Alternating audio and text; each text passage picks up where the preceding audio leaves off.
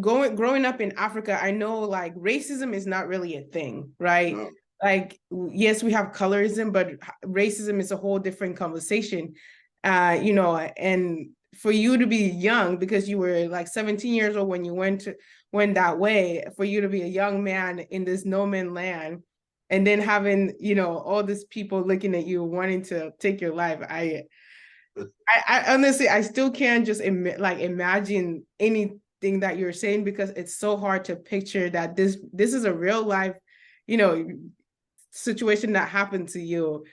It did. And weirdly, when I published the first part of this autobiography in 2019, a white Welsh writer came up to me and said, "Oh, Eric, if this was written by a white person, it would have been like a blockbuster."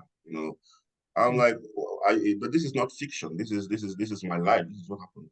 And then when my daughter was of age then and she could read the book, she read it and she sat down in the kitchen and she called me and said, "Dad, um, do you sleep at night?" Like, this is a very strange question for you to ask your father, What do Yeah. you mean? Yeah. And then she said, "No, no, no, because I've read your autobiography. And if this were fiction, your character would have been killed." Yeah. I agree. And I think I'm still in shock every time I hear your story. I'm with her. I'm 100% with her. Just knowing all the trauma that you accumulate in that space.